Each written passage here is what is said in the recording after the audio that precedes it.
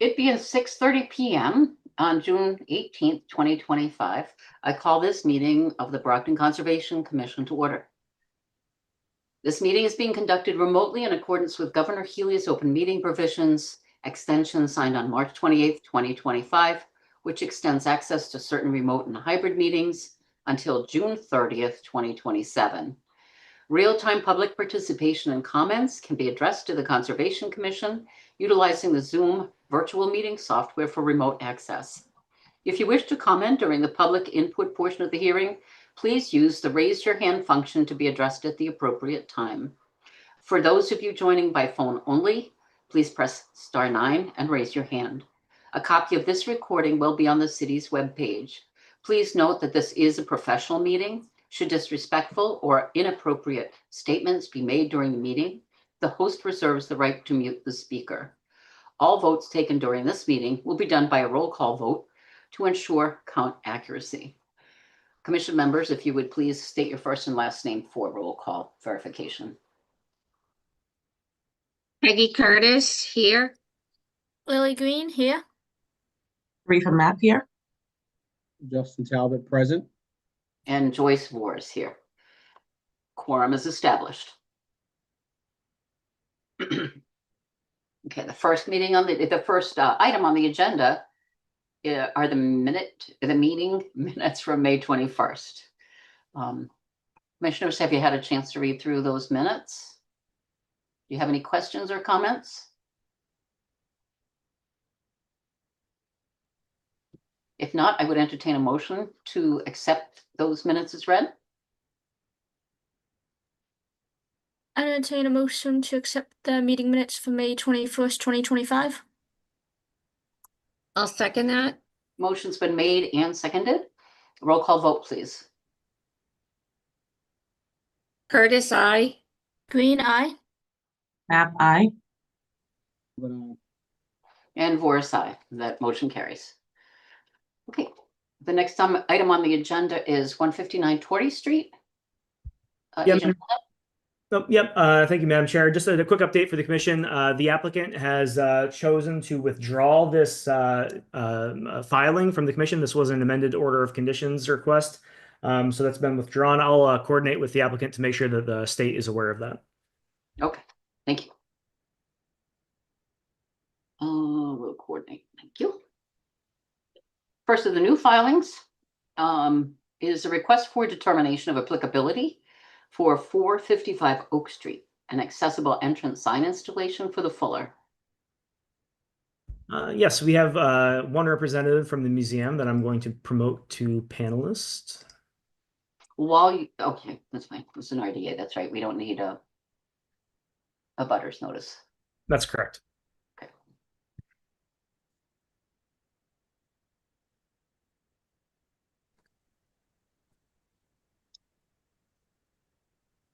Hello. Hi, Mr. Tantillo. How are you? I'm wonderful, thank you. How are you? Good, I'm fine, thank you. Please go right ahead. So we would like to put a sign at our back entrance. If you're familiar with the Fuller, there's a big sign at the main entrance. We have another driveway that people miss all the time, and that's our accessible entrance for people that need that. And the regulation is to be 10 feet back from the property line, which puts us in the woods. So we would like to put the sign maybe 10 feet back from the sidewalk instead of 10 feet back from the property line. And while we're doing that, Kyle asked that we put some erosion control around the area that we're working in, and I'm totally fine with that. So we'll be happy to do that while we do the work. That's the short story. Thank you. Agent Holden, do you have anything to say? Not much else to add, but I have some maps and things I can quickly share so we can kind of get a better understanding of what we're looking at. Sure, thank you. Okay. So this first map is of the full site of the Fuller Craft Museum. This is a map that's already been approved by the commission. This is for an ongoing order of conditions for the museum, kind of unrelated to this project. But so the main parking lot over on the eastern portion of the whole site is over here. And Paul had mentioned that they're installing another large sign here. that is outside of the 100-foot buffer zone for the jurisdictional buffer zone for the commission. So they don't need to get any special permission from the commission to install that sign. But then there's this back entrance back over here to the left side of the screen. This is the western entrance to the museum. And there is a bordering vegetated wetland that's been delineated over here. And that's the resource area of concern that we're kind of looking at while we're considering this RDA application. So I've got some other graphics I'll show in a moment, but just on this large map, the sign that they're proposing is going to be over on the left side or the western side of this drive over in this portion. I'm going to share another graphic. All right, did you see this change graphic here? Yes. Okay. So this is that accessible entrance drive. The sign will be proposed to be installed somewhere in this area that's currently maintained as grass, and then with 12-inch silt sock erosion controls around the limit of work to protect the wetland area, which is kind of just to the top of the screen or to the north of the site or of the proposed sign installation. And that's really it. So I've been out to the site. I visited the site with several people from the museum. This is obviously within buffer zone, but it's not within the wetland directly. I think with the installation of the erosion controls, the commission could find that this would qualify for a -3 determination, which states that the proposed work is within the buffer zone, but will not negatively affect the resource area. And I do have the -3 does allow for like kind of conditions for the commission to issue as well. And I have one condition that I would recommend is that any excess soil from there's going to be minor excavation to install like a concrete foundation or footing for the signs installation. With any of the excavation associated with that concrete footing, just be removed from the site and just deposited somewhere outside of the 100-foot buffer zone to a wetland. Okay. And that's really all that I've got. I've got some other photos from the site if you would like to see those from like the ground, but I think this one kind of shows really what we're looking at here. How far away is it from the actual wetland? Well, so we don't actually have a design with that's accurate from where the sign's going to be. So maybe Paul can kind of speak to that. Paul, this stretch of grass, I'm not even sure the dimensions of that, but like, is this sign here approximately where it will be positioned? Yes, maybe even a little bit closer to the trees. The 22, it has to be about 22 feet back from the sidewalk. If I was to stay with that 10-foot requirement, that would put it into the trees where you can see the trees there. So I'm thinking about 10 feet back from the sidewalk, right about in the middle from the sidewalk to the trees. Okay. Yeah. So I've not done any measuring, Madam Chair, but like it's probably within 40 feet up to maybe 25 foot. It's gonna maybe with where the actual sign will be installed will be around the 25-foot buffer to the actual like BVW. So behind that tree line, there's a very steep embankment. And then at the bottom of that embankment is where that wetland kind of begins, that wetland system. Okay. Okay. Commissioners, do you have any questions?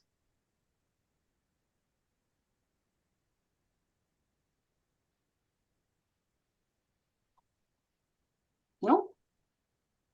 I have a question, just wanted to know, because in the report it was 60 inches high, 30 inches wide, and 4 inches deep. Is that 4 inches deep, like how much you're kind of excavating to get it to stand, or? As far as the sign dimensions, The thickness. Okay, that kind of thing. Okay, that's what I was wondering. I was just Understand. wondering what like the base of the sign was, and then what the, I guess, proposed base for like the concrete fill for it to be like put in place to the ground would be about. Like how much will you have to excavate in order to get the base in? Is that what you mean? Yeah. I do not know that. That would be the sign company. and yeah, and I don't have that information either, Commissioner Green. Okay. Do you have any idea what kind of material the sign is? It like a metal sign or? Yes, standard, it'll have an interior frame that's wrapped with probably aluminum.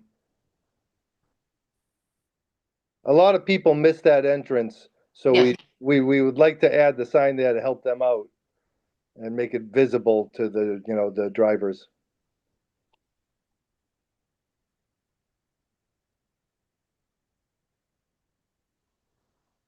Commissioners, any concerns or questions?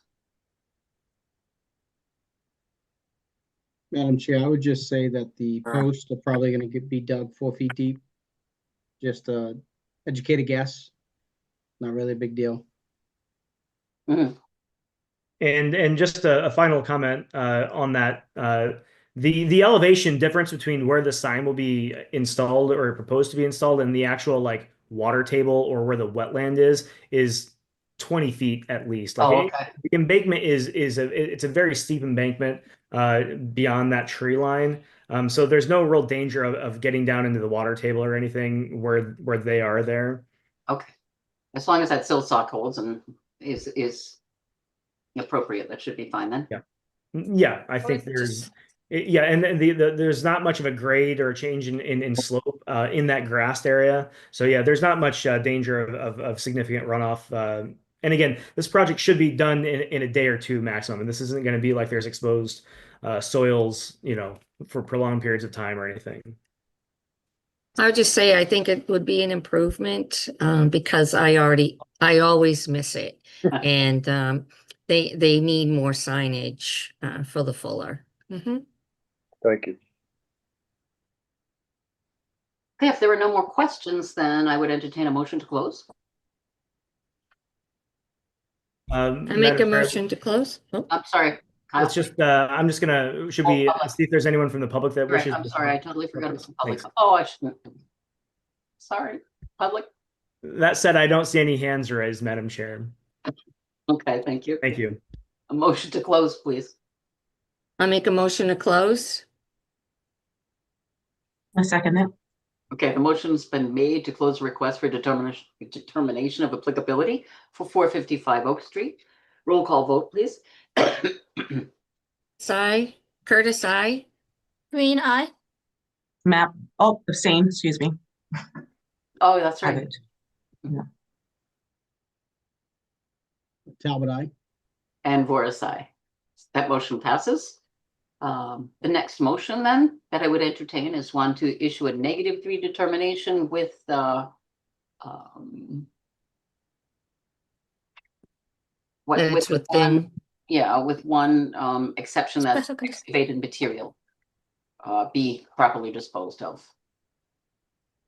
I'll make that motion for a -3 determination for 455 Oak Street with any excavated material not used for backfill be properly disposed outside of the 100-foot buffer zone.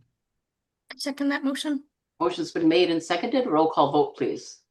Curtis, aye. Green eye. Map, abstain. Talbot, aye. And Voris, aye. That passes. Thank you. Thank you, Commissioner. Hello. Thank you. We look forward to seeing it.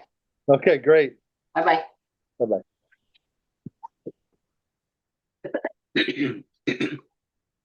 The next item on the agenda is a notice of intent for 17 Austin Court. I believe the next, 4 items are all at Austin Court. That is correct, Madam Chair. Okay. I've promoted Scott Faria to be a panelist. Okay, thank you. And Mr. Faria, how are you? Good evening, Madam Chair. I'm fine. How are you? Good, I'm just fine. Good. Good evening, Commission members. Scott Faria from Holmgren Engineering, representing CLM Development on, we have 4 individual notice of intent filings tonight. The first one is at 17 Austin Court. Austin Court is the subdivision roadway off of Quincy Street that you folks approved last year as part of the Mia Meadows subdivision. And Charlie Macy, the developer, is kind of flying through the project. The Debbie Road extension, he's built that entire road, all the drainage facilities, and has, boy, out of those 10 houses, he probably has 7 of them up, and he's got a couple of closings scheduled for July, which is Wow. amazing. And this road here that we have before you, the Austin Court Road, that road is also built. The drainage facilities are constructed and working good. So we have 4 lots that have home sites within the buffer zone. Okay, we'll start with 17, Austin.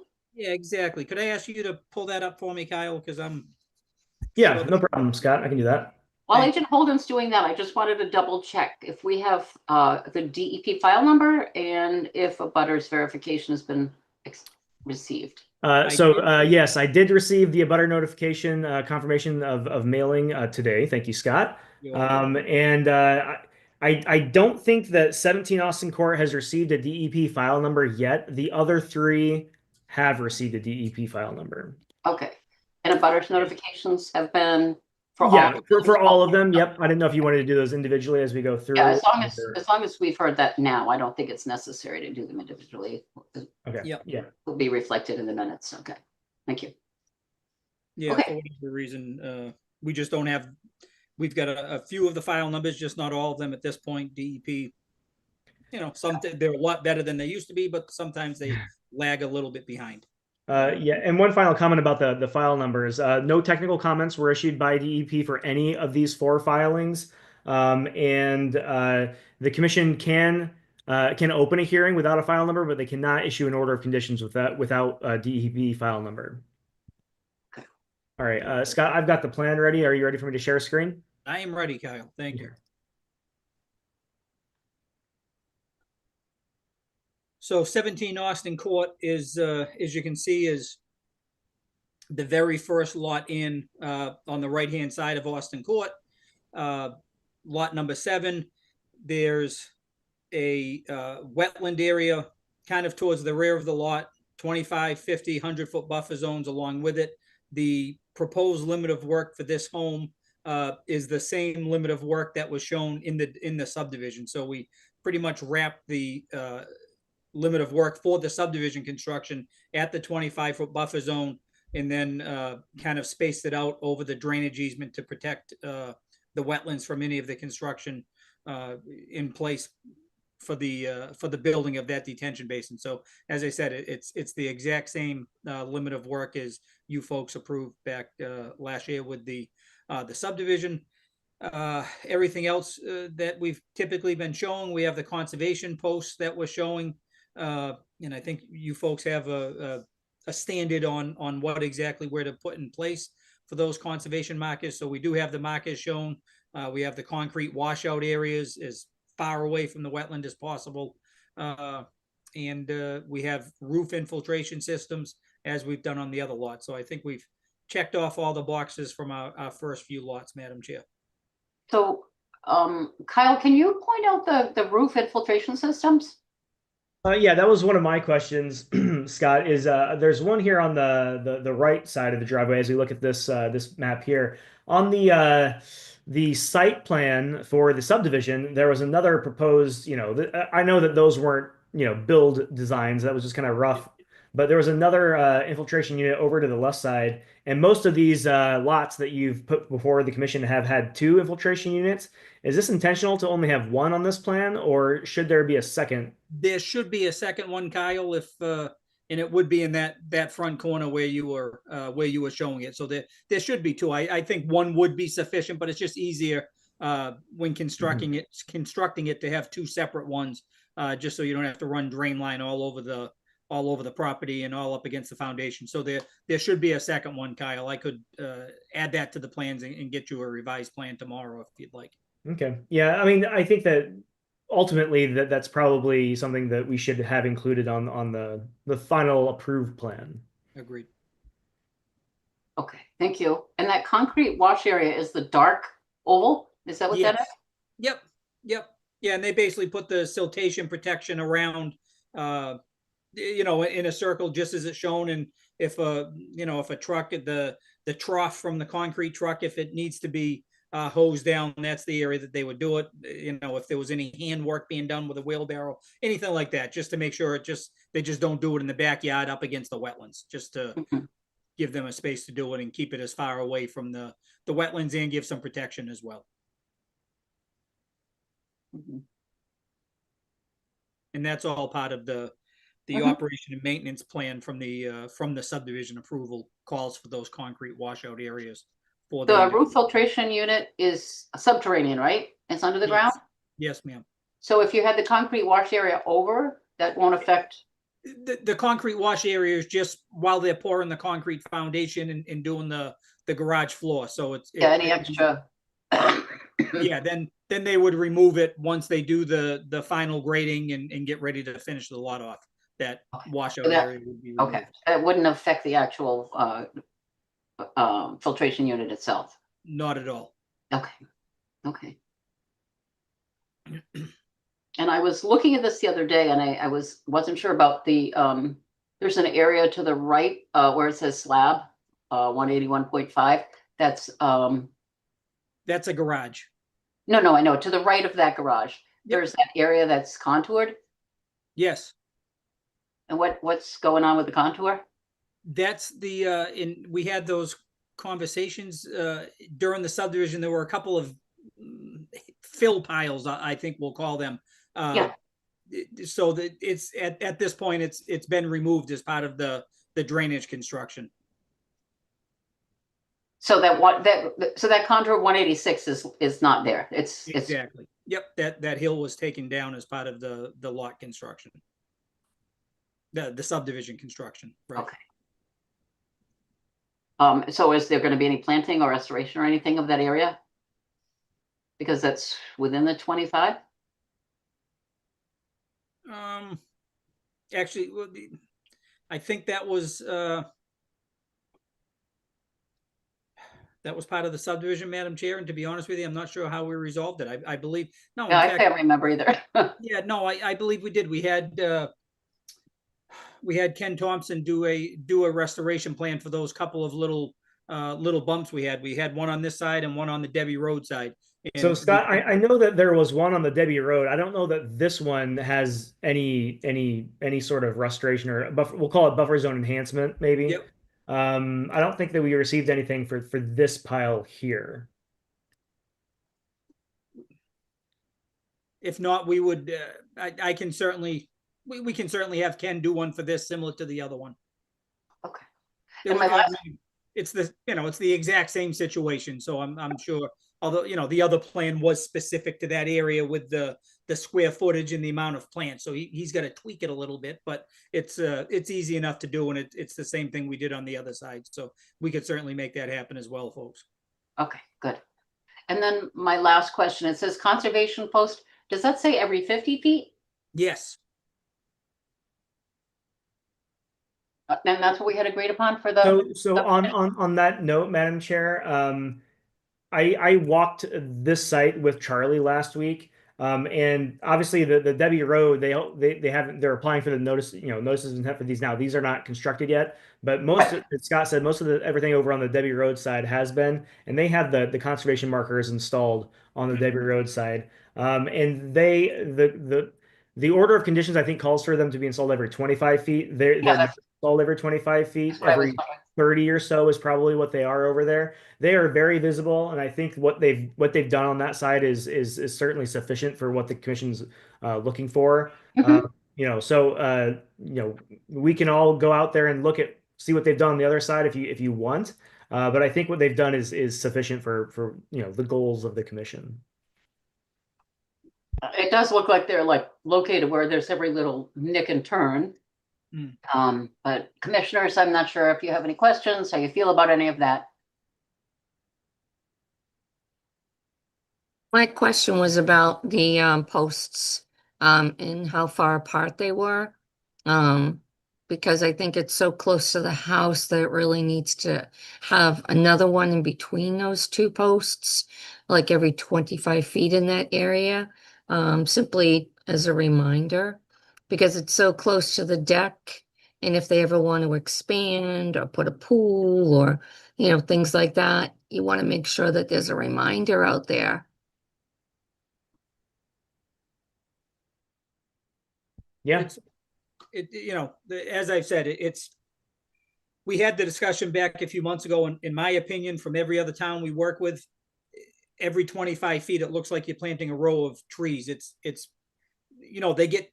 just get too close, and just doesn't look normal having all these posts, whether they be 4x4 pressure treated like Easton does, or these giant granite posts that Charlie's installing here. But if the commission I wants to was make just 25 saying between those two posts where the deck is, that I would put another one in between, Okay, just as a reminder, all right, that's fine. Thank you.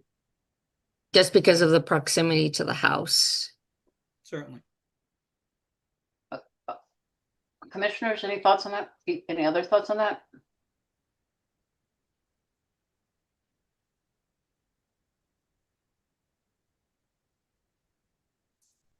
I have a question about the concrete wash area.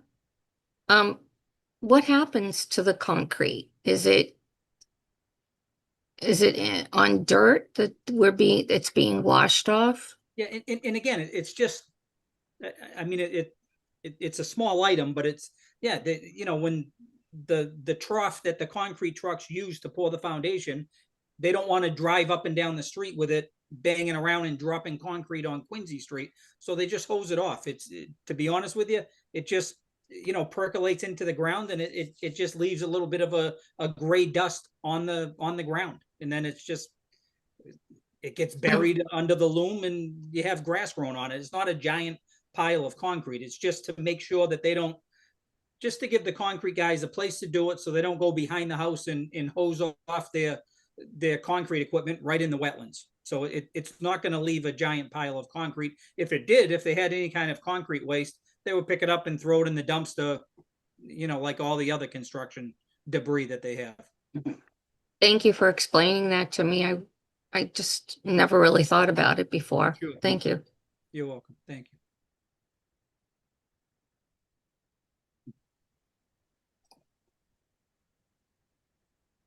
you. Let's see.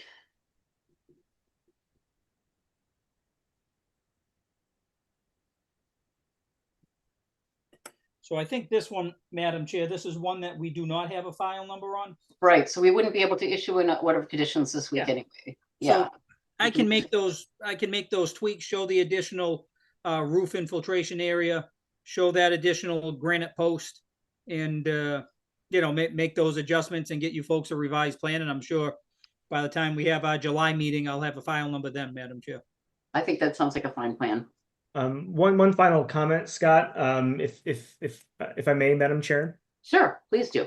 On the subdivision plan, you have all these trees planted out in front of all the homes here along Austin Court. Yep. They're identified species. The species are identified on the subdivision plan, but that's not reflected here. Since you're going to be revising the plan anyway, would you mind putting a key in for these 3 trees here? According to the subdivision plan, these are going to be red maples in front of all 3 of these on 17. Austin Court would be red maple. Could we just add a key to identify what those trees are? Certainly. Thank you. Thank you. Commissioners, questions, comments?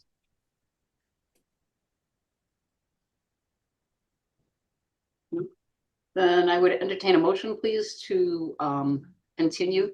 Madam Chair, before we continue, there is a hand raised for the attendees. I don't know if you want to. Okay, sorry. Public, I'm so sorry. I keep forgetting you.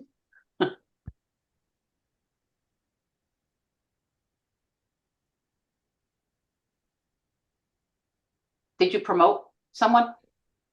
Yes, I did, Madam Chair. Thank you. Oh, it may have been a mistake. She declined to be promoted as a panelist. Okay. I'm going to go ahead and lower your hand. And if you want to talk later, please raise it again. Is there anyone else that is present from the public that wants to speak to this? I don't see any hands raised, Madam Chair. Okay, thank you. Sorry about that. And so I would entertain a motion to continue then. The notice of intent to for 17 Austin Court to the July meeting. I make a motion to continue 17 Austin Court to the July meeting. I second that motion. Motion's been made and seconded. Roll call vote, please. Curtis, aye. Green, aye. Map I. And Boris, aye. The motion passes. Thank you, folks. Okay, we'll see you for that one for sure next Yes, month. ma'am. And the next one is 27 Austin Court.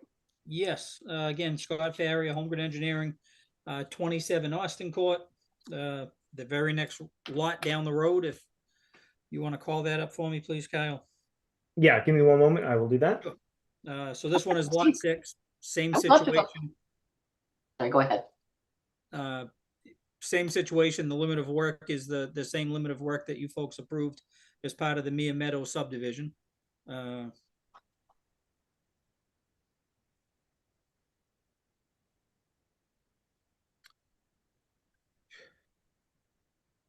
So there it is. Basically the same thing we just saw. The wetlands with the 25, 50, and 100-foot buffer zone. The house is close to the 50-foot buffer zone, and everything else. Again, on this lot, we have the one infiltration system shown. We can certainly show the second infiltration system. I think everything else is as discussed. We have the conservation posts again shown on this property at the limit of work, Madam Chair. So it would be right at the buffer zone, right? Yes. Yeah. Okay. And then kind of cutting across the back of the yard. Yeah. Wetland there. Let me see.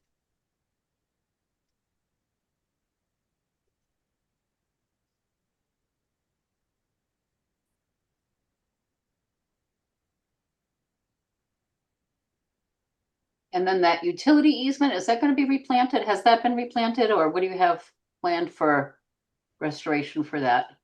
So that is for both the water and the sewer going through there. It has not been planted yet. I believe the plan is to plant it in the fall, Madam Chair, so we don't have to deal with the hot weather and take the chance that we lose any of the plants. But the utilities have been installed, the water and the sewer have been installed, as shown on the subdivision plan, going through that area, but the restoration will take place in the fall. And you have a restoration plan for it? Yes. Yeah, as part of the subdivision that was. Scott, I don't know that that's. I know that we have the wetland crossing restoration, which is off the map here, where there's Yeah. utilities that are run from Debbie Court down to the road to the south of this, so the existing like roadway, and then Yep. up through this easement to Austin Court. So I know that there was the wetland crossing has a restoration plan associated with it, but I don't know that there's a restoration or enhancement plan, whatever you want to call this, for this easement area through here. Are you sure there's one? No, For this? I believe you're right, Kyle. I think we shifted that sewer line over as part of our comments with Beta. We shifted that sewer line over to get it away from the wetlands. So there is no wetland filling in this point. Right. So this is all buffer area. zone stuff through Right. here, this Yep. easement. Can you Yeah. just show that with your cursor? Yeah, it's kind of hard to see. But basically from the bottom of the map here. So Right. I'm going to start with the property boundary of the lot that we're looking at, 27 Austin Court. Right. Property boundary is here. Mhm. Cuts across this way, and then all the way up through here. Mhm. Scroll up, and then it cuts across this way. There's just a lot happening, I know. So this is a very large lot. The easement, there's this little squiggly line here to the left, and then another squiggly line to the right. That's like the limit of clearing. So there's erosion control installed along here and along this side, but right now this is basically like you can think of it as a dirt road, and they're using it for access. So there's no vegetation or anything through here. Scott, one thing that I think that, to cut the long story short, I think the commission would like a buffer zone enhancement plan covering this portion of the easement where the trucks are going in and out. It can be the same plan, Scott, that also includes plantings in that area where the fill was removed on 17.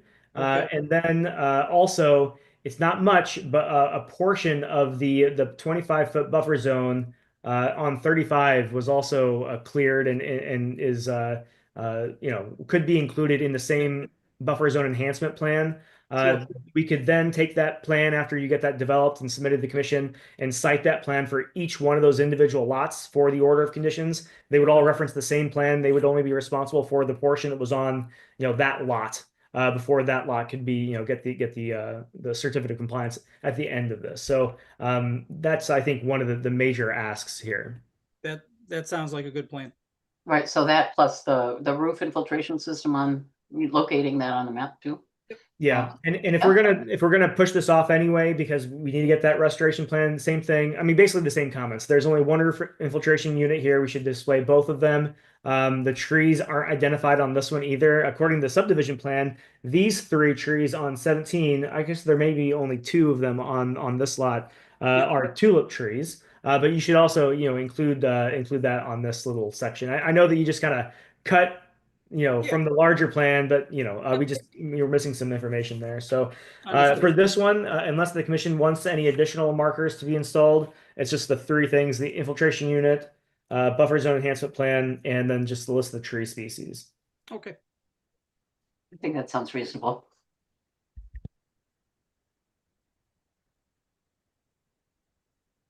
I have Commissioners? a question, yes. Since this is a large plot of land, and I'm just trying to visualize it, there's a 25-foot buffer zone, Right. and in that buffer zone goes in a circle all the way around.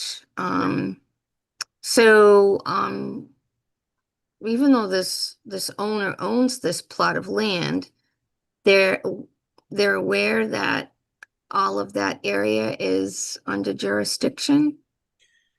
They'll be aware of it when they buy it. They get, the record plans, they get the copies of the stormwater plan, and they'll have a copy of the order of conditions as part of their, as part of their contract with the developer. So they'll be aware of it in addition to having those concrete posts in their backyard. I noticed that they don't go around to the other, around the curve.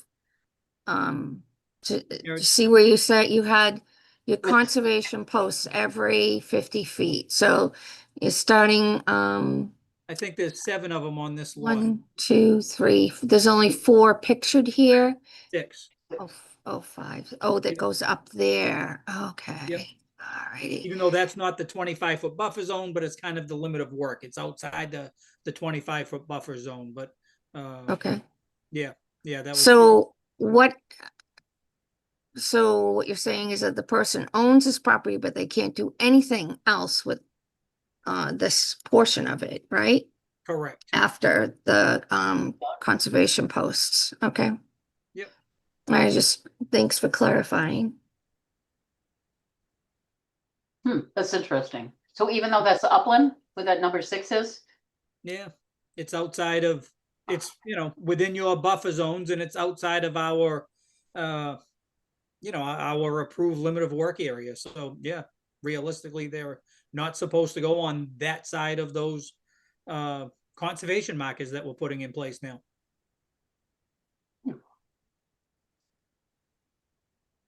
At Madam least Chair, I have a without, quick without your question. approval. They can certainly come back and file a notice of intent to do something back there, but at least for now, that's the approved limit of work area. And Kyle, as Peggy was saying, that 25 buffer zone does circle all the way around that wetland, correct?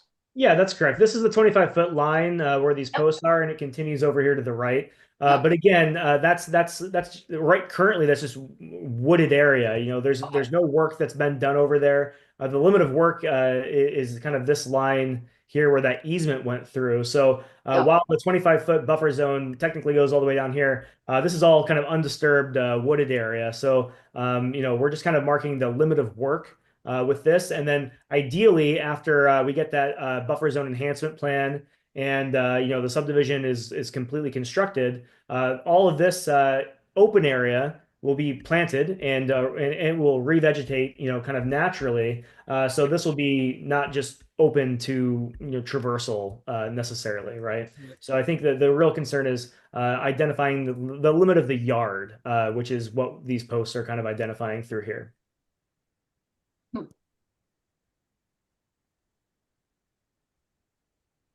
Okay, thank you. Commissioners, any questions? I have one question. Lily? Mr. Fair, I was wondering, so the concrete wash area here is partially within the 50-foot. I wasn't sure, is it possible to push it a bit closer to the driveway so it's completely out of the 50-foot buffer zone? You have a Yeah, good eye, I don't even see it. Yeah, we can put it on the, actually on the other side of the driveway, the north side of the driveway. Yeah. So that'll, yeah, we can certainly move Yeah. it over there and that'll be almost entirely out of the buffer zone. That'd be great, yes. Yeah. Thank you, Commissioner Thank Gray. I you. know that we spoke about that. I completely forgot that. Thank you. Good call. Good. Yep. Okay. So since we'll be looking for the revised plan and the planting and the restoration, I suggest, anyone from the public to speak to this? To 35 Austin Court? I do not see any hands raised, Madam Chair. Okay. So it'd be appropriate, I think, to move to continue this till next month. Please. Entertain a motion. I make a motion to continue the notice of intent for 27 Austin Court for the July 16th meeting. I'll second. Is it 35 or 20? July No, 16th. 127. The next one's 35 Austin Okay, Court. okay. Thank you. I second. Motion's been made and seconded. Roll call vote, please. Curtis, I. Green eye. Map I.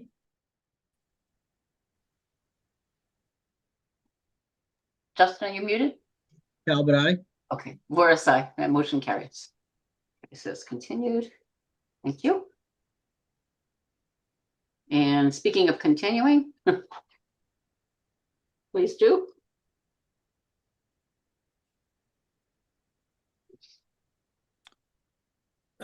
Next one, Madam Chair, is lot number 5, 35, I believe. Yep. which is house number 35. I'm guessing all of the same information, Madam Chair. Yeah, in the interest of just kind of speeding this along, Scott, I think the same kind of comments would be need to be addressed here. Again, it's a small segment of the lot that's part of that, but there is some buffer zone here that I'd like to just include all of them. This one does have 2 separate infiltration units as is normal. I did note that there's no deck on this plan. Is there a deck proposed? Can we I see the believe- plan? Oh yeah, I'm sorry. I thought I had it shared. My apologies.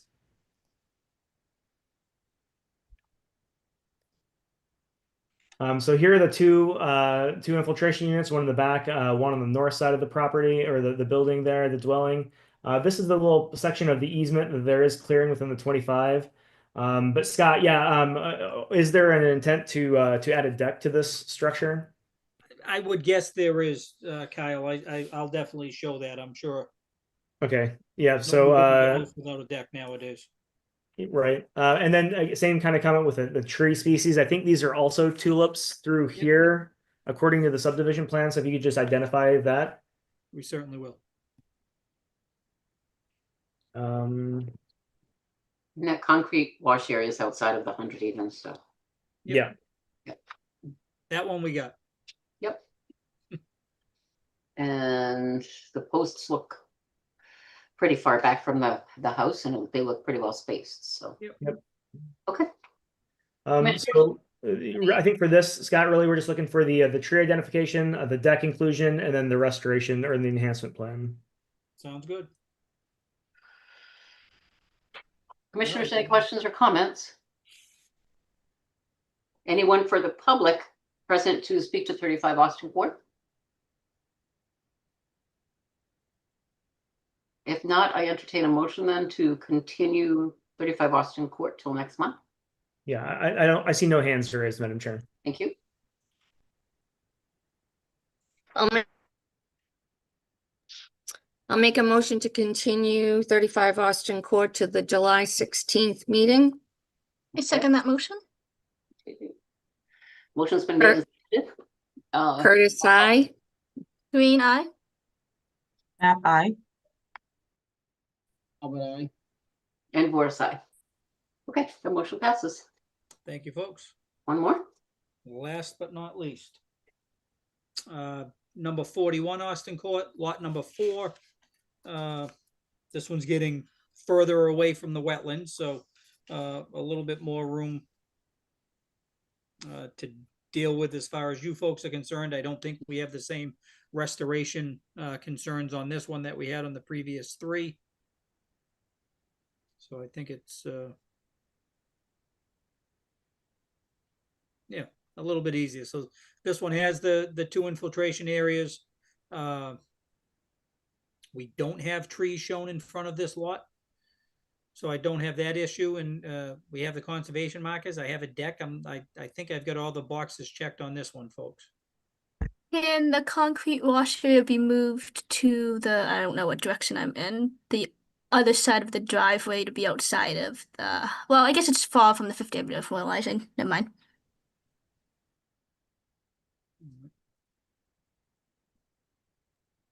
I had my buffer zone lines mixed up. Okay.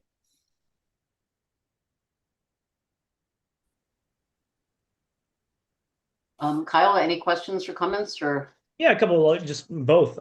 So Scott, on the subdivision plan, you have trees basically in front of all of the homes. And in front of this lot, again, on the subdivision plan, not this notice of intent plan, there are 2 trees and they're just the same tulip tree. I don't know that we need a revised plan set to reflect that, but the commission could include a condition that at least the tree that would be planted within the buffer zone be native. All these trees that are on the subdivision plan are native to Massachusetts, so that's not really an issue. Right. But that's something that they have required on a similar filing just recently to have all native plantings within the buffer zone. So if you end up planting trees at just the same tree species that you've been using will be fine. But it's really up to the commission if they want to include language requiring that, or I don't really anticipate Charlie would go out of his way to plant different tree species on this one lot, but you know. Right. Yep. And we have to plant them as part of the subdivision, both to get a certificate of compliance from you Okay. folks and to get a sign off from the planning board. So Mhm. we have to pretty much adhere to those previously approved plans. Okay, thanks for the clarification. So if that's the case, I may just include a condition that mentions that they're not shown on this plan, but they are required, those 2 tulip trees. That would be great. Okay. Kyle, I'm not sure exactly, according to your agent report, the requirement for 25 feet installation of the permanent conservation markers still remains in your agent report. Well, that's the language that the commission decided upon at their meeting earlier this year. So Right. Ultimately, all of these things are negotiable. And if the commission decides at the end of the day that the spacing that has been put out actually on the ground out there is sufficient, they can issue the certificate of compliance. Mhm. So, and again, I was out there with Charlie last week, walking along the other side of this development, the Debbie Road extension, and those markers are installed. If the commission would like to go out there and look at them, we can schedule a time to go out there. But I thought that they were spaced, they were very clear and apparent. I don't know that they weren't 25 feet, but I think they were sufficiently spaced to protect the interest the commission is charged to protect. I'd be interested in seeing them, especially if the other 3 are ones that we're continuing, just because I haven't had this since. Like, I know we've talked about the spacing, but 25 to 30 to 50 Also feet the just size, in real yeah. space. Yeah. And the size of the actual unit itself. I wouldn't mind seeing it as well. And maybe Peggy, I know you were concerned about 50 versus 25. Is Peggy still here? Yeah, I'm still here. Okay, Did I fall off your screen? yeah. Yes, I would be interested. Yeah, I'll coordinate with Charlie and see if he can what day or whatever would work for him, and we'll try to get something coordinated. He's always happy to show off what he's doing out there. I mean, so. he's there all the time, so really, yeah, we can make something work. It sounds like it must be a pretty subdivision. I'd love to see it actually. And it's extensive. When you see it, it's kind of mind-boggling the amount of earthwork that happened, and you can really see that he's constructed what you guys approved on a sheet of paper. It's really a cool thing to see, to be honest with you. So it's a, there aren't that many subdivisions like this in Brockton to look at, where you have everything. You've got wetland crossings, you've got giant detention basins and tree lines and big cuts and fills. It's Yeah. pretty much got everything that we deal with, Yeah. you know, on conservation issues. So it really is a good site to go visit. Okay. I really want to see the tulip tree. Yeah. I don't know if they're in yet, are they? No, they're not in yet. That'll have to wait. But I don't think it looks like a tulip, I think so. if you can arrange for that, Kyle, it'd be wonderful. Yeah, I'll work with Charlie to get something set up in the next couple of weeks. Okay, great. Thank you. So should we continue this one along with the others, or? No, I don't think Scott would like that, Madam Chair. I do think that the commission has all the information that it needs to issue an order of conditions for this lot, which is, again, 41 Austin Court. In my agent report, I did include several conditions that or special conditions that are recommended. These are modeled off of the special conditions that we issued for the homes over on the Debbie Road extension. I can read through those if you would like. All right. At the time of construction, test pits shall be conducted at the final location of the infiltration units to ensure that each system is greater than 2 feet above the estimated seasonal high groundwater level. Number 2, should a sub pump be installed? Because I think all of these are going to have a basement, correct, Scott? Yes, sir. Yeah. So I know over at least the grades were a little bit different on the other side, but and Charlie wasn't planning on installing sub pumps over there. But if a sub pump is installed, then the outlet for the pump, it needs to tie into the rooftop infiltration units. And the commission is not approving any discharge into the wetland or anything like that. Number 3 would be conservation markers, and there's like specific language about what we're requiring, but that's kind of already been taken care of, and we'll look at the spacing when we have that meeting. We'll leave it as 25 for now. And Yeah, I then, mean, that's the language that's in this order, and I will keep it in this order. That's what is in all the other ones. We'll keep it consistent, and then if the commission decides that we need to really crack down on that, then we can do that. And then so number 4, the construction of any auxiliary structures, including decks. I know there's a deck proposed, but sheds, patios, pools within the 50-foot buffer zone requires a separate notice of intent. That's more for the owner of this property when they buy this, so they know that they have to get additional permission if they do anything within the 50-foot of those activities. No herbicides or pesticides to be used within jurisdictional areas. And then this is a new one, Scott, so please feel free to chime in here. But oftentimes a certificate of compliance is required before the issuance of a certificate of occupancy. For this one, there is no restoration involved. It's really just construction of the dwelling, the infiltration units, the deck, the driveway, and then stabilizing the yard with seed, grass. I don't see that there is really any danger of Charlie trying to sell this and have people move in before all of those things are done anyway. So I don't think this condition is going to be burdensome on the developer. But if there are any concerns that you have, Scott, I'd hear those. Nope, I think that's fine, Kyle. Okay. And then finally, that just condition mentioning that there are 2 tulip trees that are not on the plan that will be required. And I'll include that as a special condition as well. Thank you. so was I had a stable. question. Go ahead. Sharif. Just what about the file number? Do we need to have that to issue or? Yes, we do have we do have a file number for this property.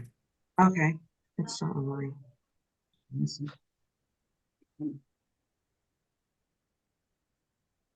I just have one question. What happens if the test pit fails? Worst case, Madam Chair, I mean, it wouldn't fail. Worst case is you would have a high groundwater, and Yeah. the requirement is just to have it 2 feet above the groundwater. So, worst case, if you dug a hole and the groundwater was at 1 foot, you'd have to just bring in some extra fill. Yeah. Yeah. Okay. Yeah. And if you found groundwater that high, which luckily we haven't, but if it was that high, you would want to raise up the top of foundation as well to make sure the basement was out Sure. of the groundwater. So, Sure. Okay. yeah. So And there's some- everything would be coming up in the air anyways. So you Okay. would have extra fill. Is there a dry well on that property like the others? There's the 2 infiltration systems, yes.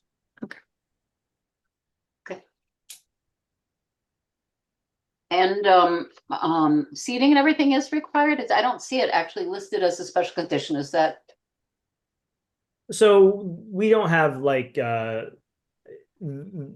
the disturbed areas need to be like stabilized with final vegetative cover is Right. the general language that we include. Right. That's kind of covered under our general conditions Okay. rather than like a specific one for Thank you. this. So it would be required that this be planted to grass or whatever. Okay, and do you know if there's any prohibition of the use of salt for winter time in the regular conditions? No, there isn't, but we could certainly add that. It just seems like a pretty sensitive area. I don't know. Yeah, I mean, Well, it's really, I mean, the roadways, I think outside of the 100 foot altogether, and all that is, this all will drain through the stormwater infrastructure that's on site. It's not Okay. like,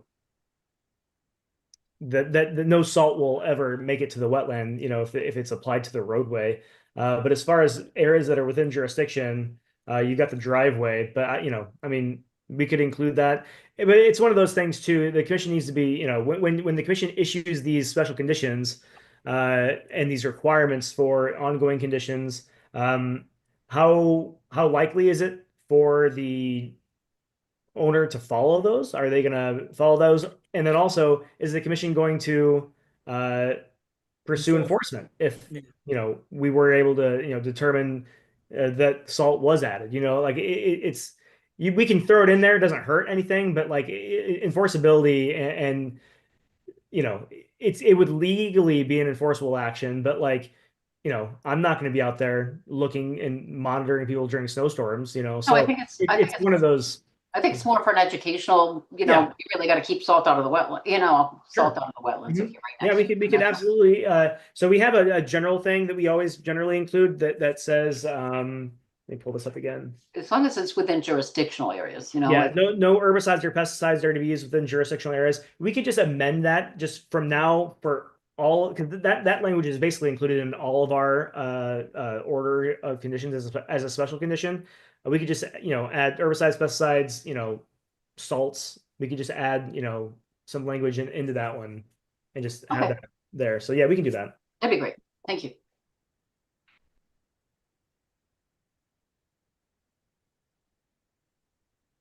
Okay. Is there anyone from the public at all that would like to speak to 41 Austin Court? I do not see any hands raised, Madam Chair. Commissioners, any other questions or comments?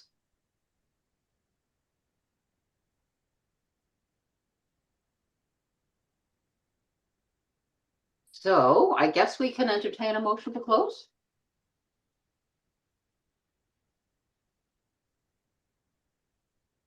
I make a motion to close the notice of intent hearing for 41 Austin Court.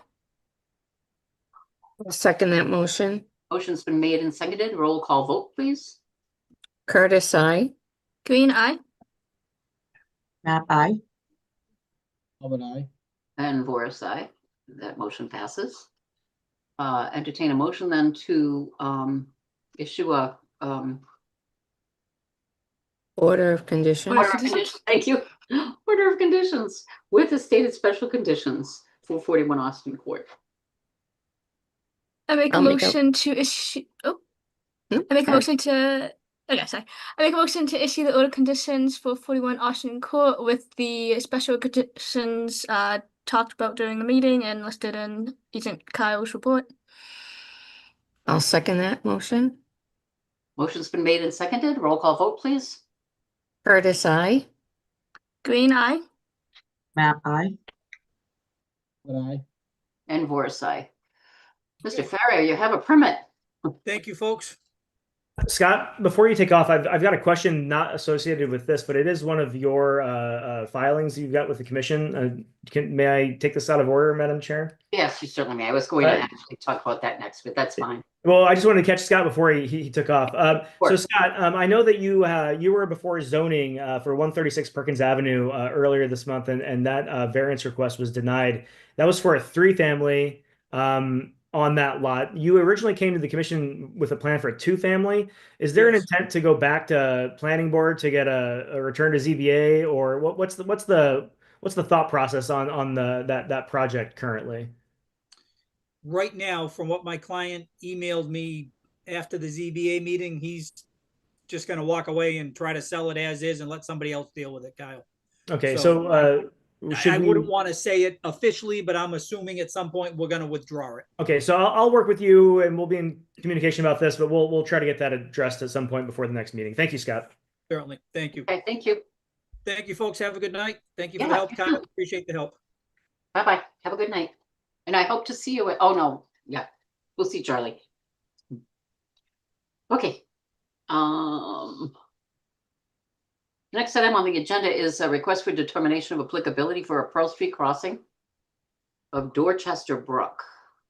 Yes, I've promoted someone from USGS to talk to us about the project.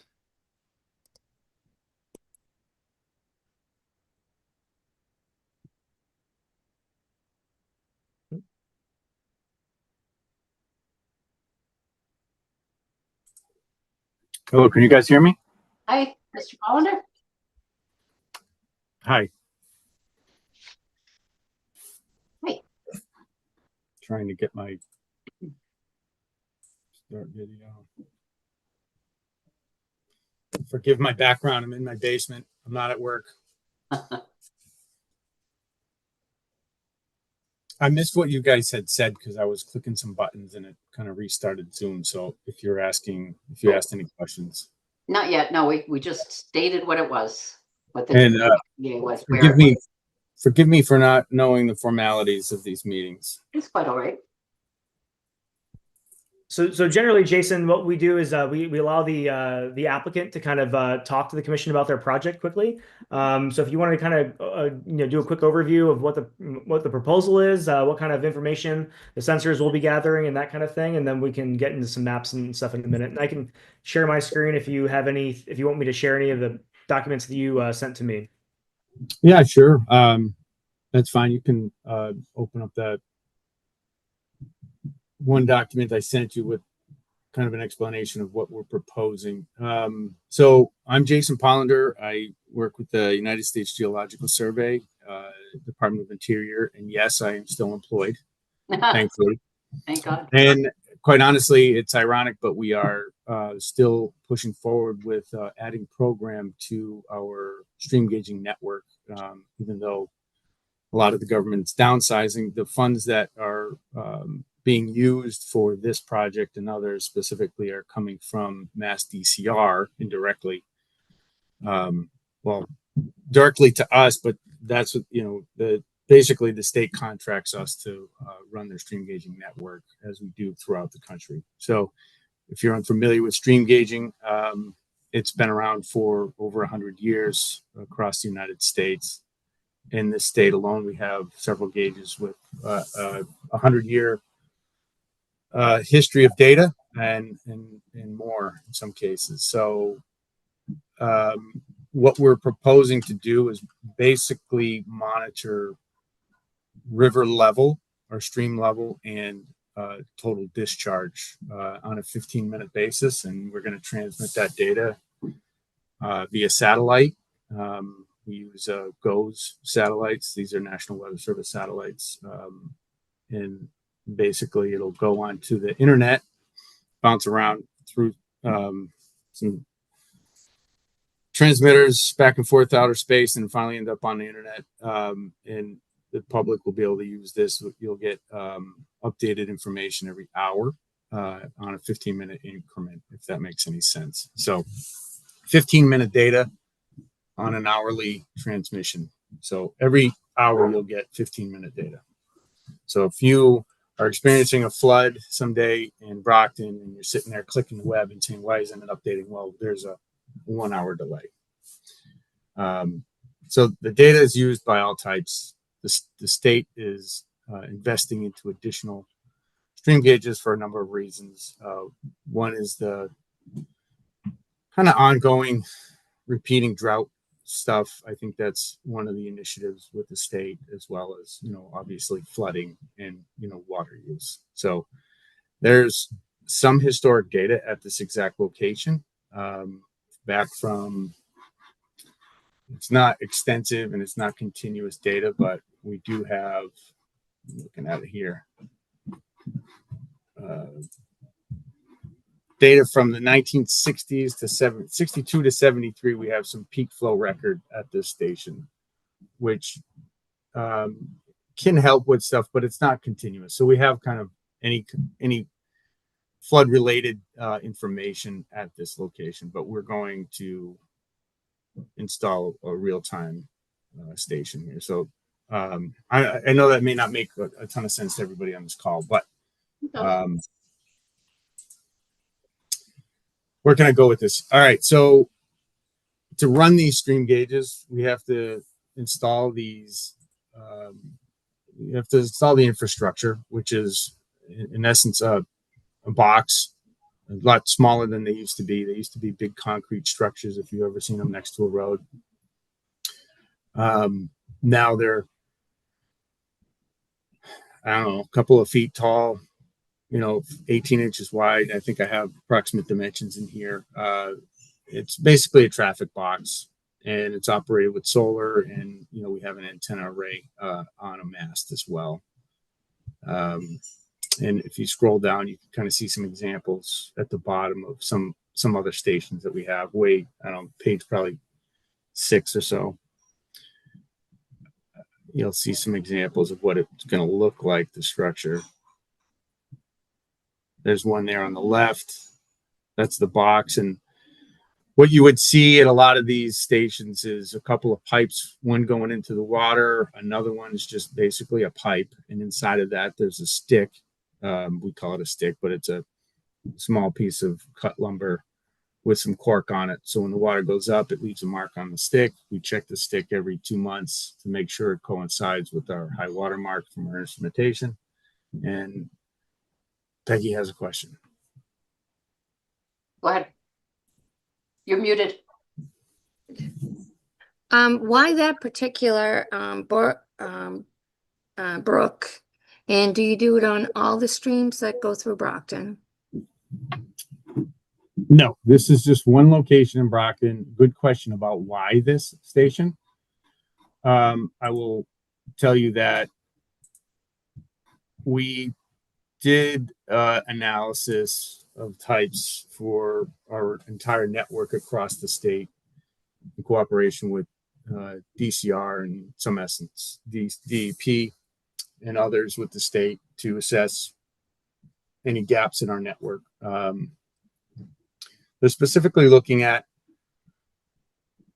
adding these locations to smaller streams that are maybe early indicators of drought. That was one of the major focuses, but not entirely. And there is a small void of stream gauges in southeastern Massachusetts. And I'm going to pull up, I don't know, can I drop a link in the chat? Maybe you guys can pull up that.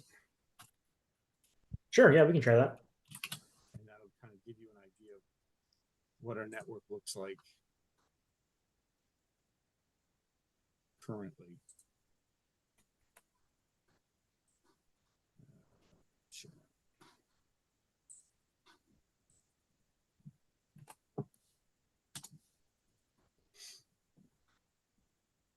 So Kyle, will you pull that up? Yeah. Okay.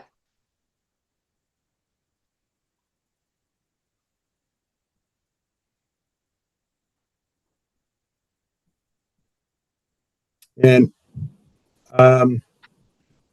that's the answer. We at the USGS did not choose this location necessarily. We recommended it. It was one of the recommendations on our list to DCR if they were going to be adding gauges, simply because of that kind of gap in here. So all these green dots are not just green dots, but the dots pretty much represent stream flow in and around the area. And you can see Brockton, and if you zoomed in on 24, you'll kind of see that that stream. And we did have some historic information at that. So if we can ever build on historic information, we'll likely try to choose one of the locations where we already had infrastructure in the past.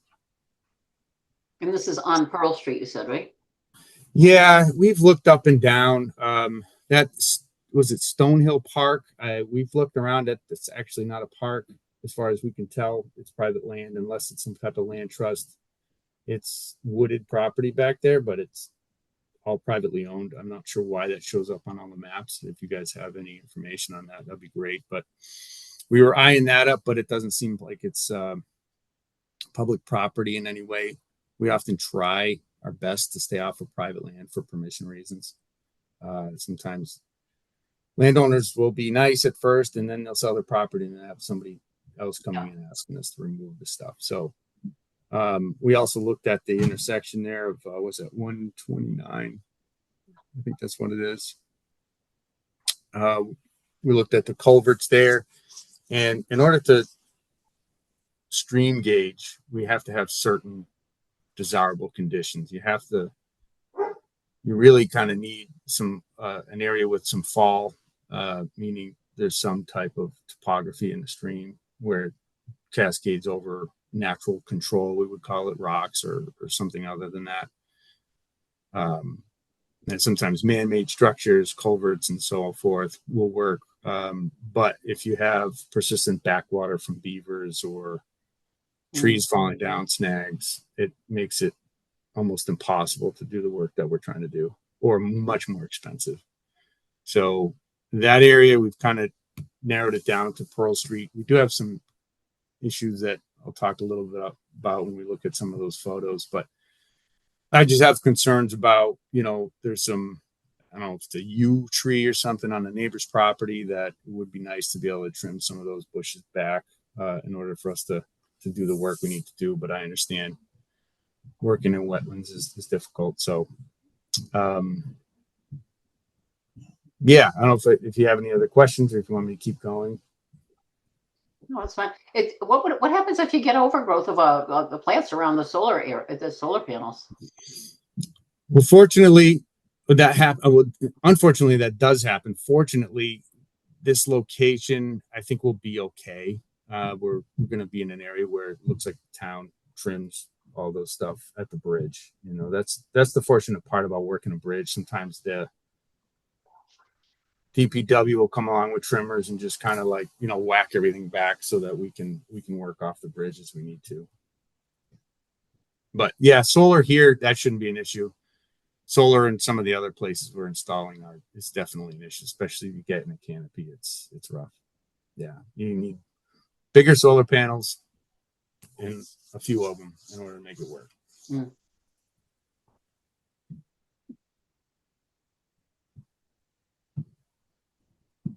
Kyle, did you have anything that you'd like to add? Let me pull up that other map that we were looking at, or those photos that Jason had provided. So the proposal here, they're not proposing any excavation at all. All the the piping and the structural supports and everything will be mounted directly to the concrete of the bridge. So there's not going to be much impact as far as the structure goes or the monitoring equipment. Jason, when I was out there, I know that you kind of were leading on to this kind of talking point, but one thing to be concerned about just in general is how access down to the waterway. I know that as you're looking at the bridge on the east side of Pearl Street, you're kind of proposing the equipment to be on the northern side of the waterway. Is that correct? And go on the north side going down? I mean, that's kind of what we identified. We can negotiate that if that's something that you'd rather see it on another side or the opposite side of the. We do understand that access is probably still up in the air as far as, okay, yeah, you guys may say it's fine to put this, but we may have to actually go knock on some doors and talk to some folks about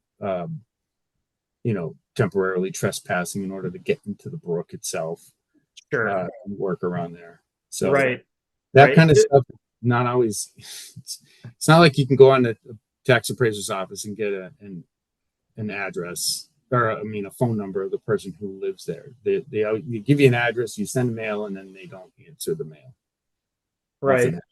So when I was there, it looked like there was kind of a path you could get down on the southern side of the bridge, but the northern the northern side looked pretty overgrown. I mean, you could probably get down there too, but in any case, yeah, I would recommend that you talk to the whoever owns that property, before you get in there. But as far as I did speak to the one like the deputy commissioner of the Department of Public Works in Brockton, and he didn't have an issue with you installing any of this equipment on the bridge. And he also said that there was no other additional permission or anything that you needed to get from DPW. So as far as the city's concerned, I think that just receiving permission from the commission to do work in that resource area is about all that you need to get from Okay. the city, I think. But then, yeah, you just be mindful of the private property owners that are nearby, and make sure that you've got, whatever you need to do to access your equipment. So, Yep, okay, go ahead, Jason. go ahead. I was just going to add, as I wrote in here, we do have to, we'll be servicing this equipment on a, maybe typically bi-monthly basis. So we will come out to the site, we'll check our sensors, make sure everything's reading accurately.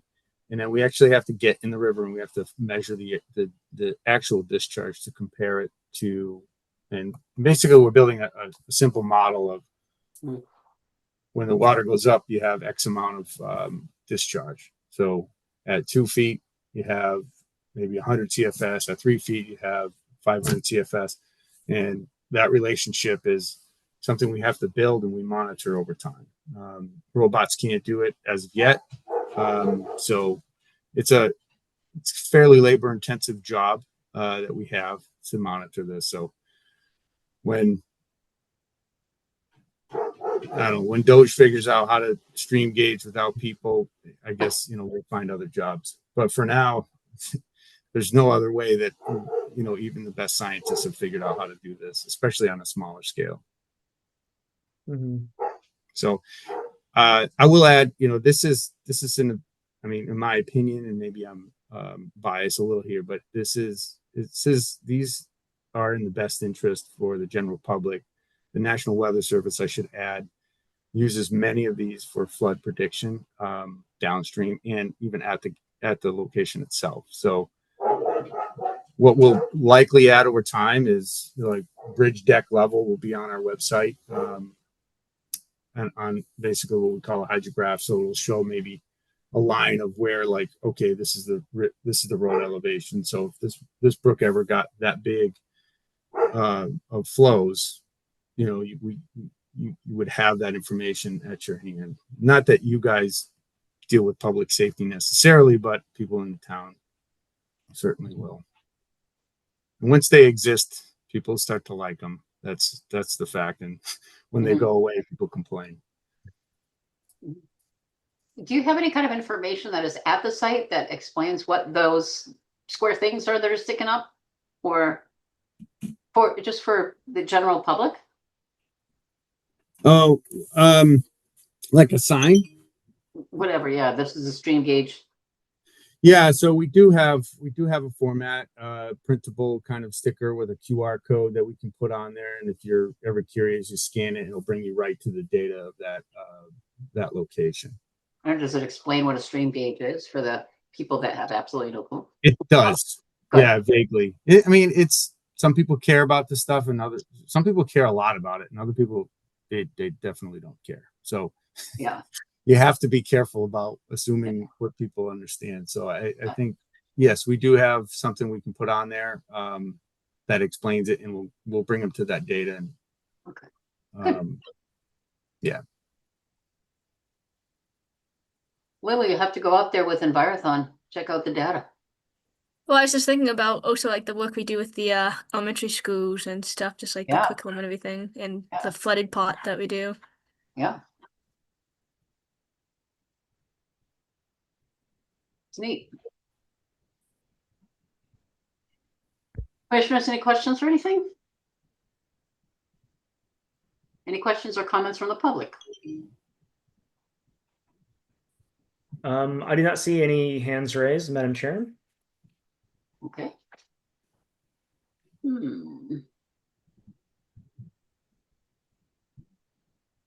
So I guess, my recommendation is that the commission could issue a -2 determination, which states that the proposed work is within a protected resource area, but won't negatively impact that area, by adding fill, dredging, or altering the area. The installation of the sign and then just the maintenance work required to maintain the sensors is very low impact and won't really negatively impact the jurisdictional areas in that area, in my opinion. So that's what I would recommend to the commission if that's Fine with me. as an We would agreement. have to, I believe we have to vote to close first, correct? Yeah, I just never actually said -2 determination, so I wanted to get that out there. Okay. Commissioners, I entertain a motion to close. I'll make a motion to close the request for determination of applicability for Pearl Street crossing of Dorchester Brook. I second that motion. Motion's been made and seconded. Roll call vote, please. Curtis, I. Green eye. Map I. Galvin I. And Voris, aye, that passes. And then the next motion would be to issue a -2 determination. Yes, that's correct. I'll make a motion to issue a -2 determination on the Pearl Street crossing of Dorchester Brook. I second that motion. Motion's been made and seconded to issue a determination of applicability, a -2 determination for Pearl Street crossing of Dorchester Brook. Okay, roll call vote, please. Curtis, I. Green eye. Map I. Galvin I. And Voris, aye, that motion passes. That was really interesting, Mr. Pollender. Thank you. And No, then, I hope Jason, you find it very useful.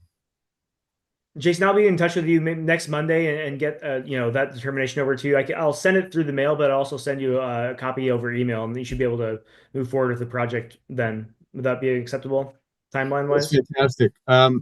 If you, I don't know, maybe you run it by DPW. We probably, thinking about the neighbors in the right of way. If we can find out where the edge of that right of way is on the east side, that would help. And I don't know, or if you just give me who to contact, maybe that's the appraiser's office or. Yeah, no, I'll work with you on figuring that out. Yep, I'll follow up with you after the meeting. Well, Okay. tomorrow or whatever. Yep. Okay. Great. All right, appreciate it. Thanks, You guys Jason. have a great night. Thank you. Thank you. Okay. I have to figure out how to All look right. off. Have a good night. Okay, the next we continue on to our current filings. We have several applications that are in various stages of peer review. And I would ask that we might continue those that are stating that they are in various stages of peer review. Let's see. Those would include, hang on.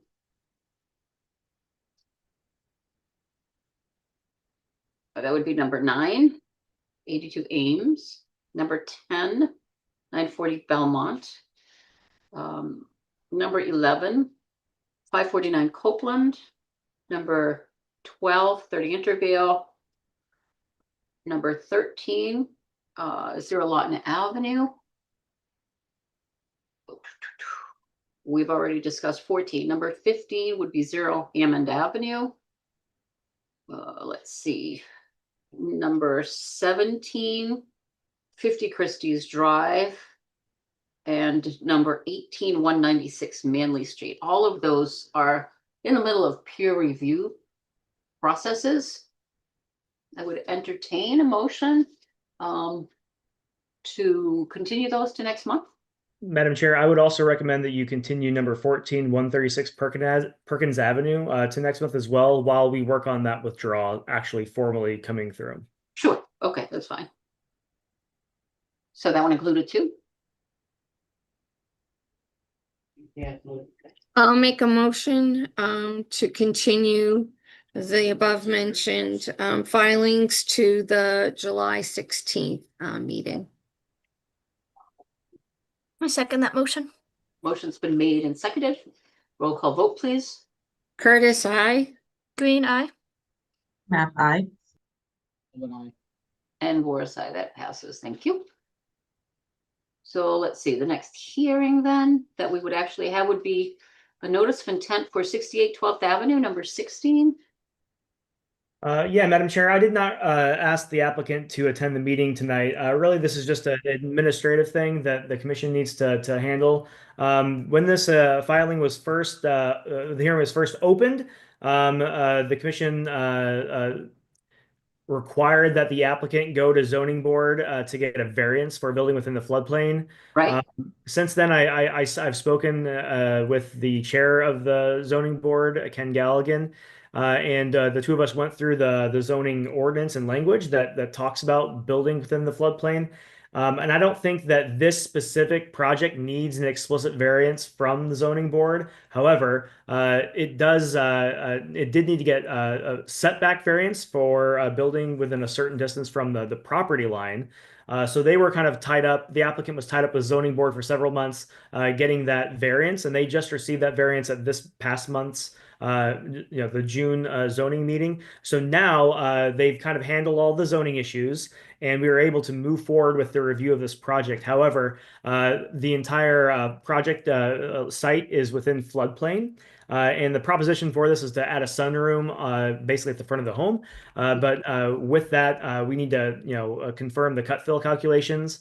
So this will need to go out for peer review. I'm working with the applicant's representative to kind of make some minor modifications to the plan now before we send it out. But I am looking for a vote from the commission tonight referring this project for peer review. That way, once the applicant makes those minor plan revisions, I can go ahead and get this sent out and get that process started. Okay. Commissioners, any questions? No? Mm-mm. Is there anyone from the public that wants to speak to 68 12th Avenue? I don't see any hands raised, Madam Chair. Okay, that being the case, then I entertain a motion to refer 68 12th Avenue to peer review. I'll make the motion to refer 68 12th Avenue for peer review. I second that motion. Motion's been made and seconded. Roll call vote, please. Curtis, I. Green eye. Nap aye. Talbot, aye. And Voris, aye. So that passes. So once those changes are done, then you will let us know how that's going, right? Yep, sounds great. Thank you. We ought to probably just continue this to the next month as well. Okay. But would you think, but we wouldn't have time to get the peer review back anyway, would we, by then? Oh, certainly not. But that way it's just on the agenda and I don't lose track of it. Okay. You need a vote for that then? Yeah. I'll make a motion to continue 68 12th Avenue to the July 16th meeting. I second that motion. Roll call vote. Curtis, I.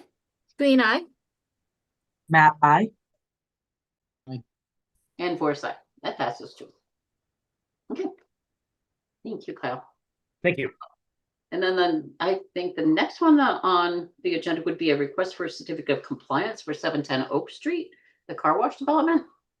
Yes, that's correct. As you may recall, last month we reviewed the new filing for a request for certificate of compliance. There were two outstanding concerns from their previous application earlier in the year. Those being site stabilization with full vegetation cover, and then also the installation of conservation markers. The conservation markers were installed, and the commission was happy with those last month. And it was really just looking at the vegetation cover, primarily of the stormwater basin on the north side of the car wash. And the commission decided that it wasn't vegetated to their satisfaction, so we gave them a month to reseed the area. I went back out and visited the site last week. It does not appear that the site was seeded at all, but the vegetation is filling in. So I've got some photos that I can share with the commission very quickly. I'm going to start with the commission or with the photos that I took last month, so you can kind of see the difference of vegetation cover, and then I'll show you what what the site looked like, last week. So the applicant is not here tonight, huh? I don't believe anyone is here to speak to this, Madam Chair. So this is one of the open fields. This is from May. I'll show you another kind of couple shots that are similar. So here's another one from May. And then this is the area of concern. So this is the stormwater basin at the north side of the car wash. And you can see here, there's a lot of vegetation that's dead, that's kind of matted down. And there's some, grass coming through this. Again, this is from the May time frame. And so the commission just wanted to see this, actually, greened up, vegetated some. So we continued to the June meeting. I'm going to go ahead and share some photos from last week. And here's that first field. It looks much better. This is basically fully covered now. Similar shot right by the car wash. This is the stormwater basin on the north side. So it's certainly better than it was in May. But again, I don't know that they actually spread any additional seed down. And there's still, it's not entirely, covered. I'm kind of, I can go either way on this. It could be better. I don't think it's in terrible shape. And it seems that it's making a lot of just progress on its own.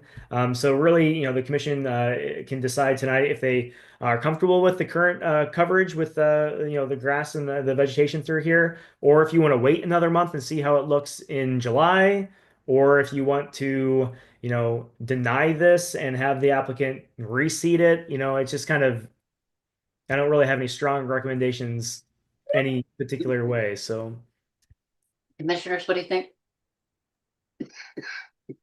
I'm fine with waiting until July, another month to see how it looks. I want to go in there Yeah. with a rake. I want to go in there with a rake and rake up that thatch.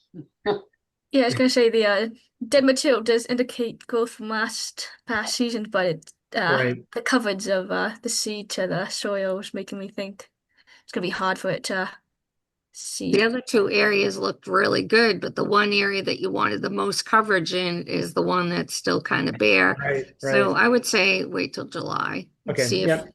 crabgrass or something will fill it in. And if it gets hot, Clover.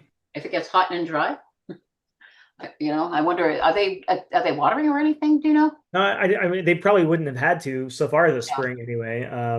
No, I don't believe they're watering this at all. Do you think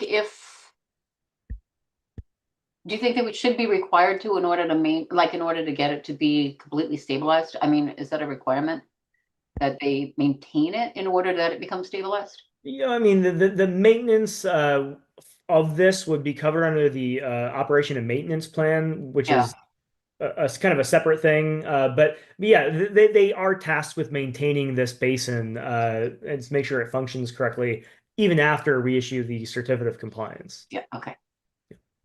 Okay. So I guess the question is that considered permanently stabilized? Should we wait one more month? And you'd be able to get pictures one more time? Oh yeah, no problem. I can go back out next month. I think that's fine. It's done a lot of, there's been a lot of filling in since May. And it may, kind of resolve itself by July. Okay. Commissioners, would you like to move that this be continued? I'll make a motion to continue 710 Oak Street to the July meeting. I second that motion. Motion's been made and seconded. Roll call vote, please. Curtis, I. Green eye. Map I. And I'm sorry, and Vorsai. That motion passes. Kyle, will you let them know that we just want to make sure that it is stabilized, a little more stabilized, or? Yeah, I'll follow up with them. Yep, Okay. no problem. That's great. Thank you. All right, thank you. Okay, so now left are the violation discussions. 0 Clarendon Street. Yeah, we have actually someone here to speak to the commission about this tonight. So let's see, it would have been at the April meeting. The commission voted to issue an enforcement order. Initially, I had issued a notice of violation. So I did issue that enforcement order. The recipient of that order did not receive the enforcement order until a day or two before the meeting in May, and they did not they weren't able to attend the meeting. So I reached back out to them, and they are in attendance tonight. I'm going to promote Brendan to be a panelist. And they so the asks in that enforcement order included survey the property line, and then also to spread the conservation seed mix in the city-owned parcel adjacent to their property, and then finally to mark, add conservation markers of some type along that surveyed property bound.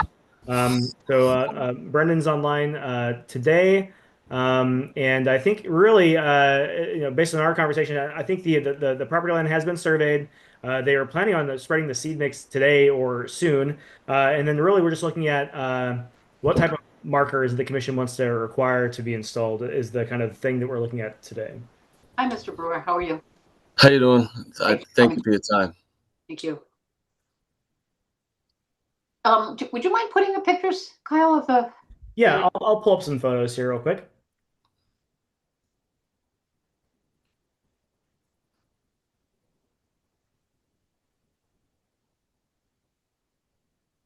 So these were taken from March. Let me share my screen.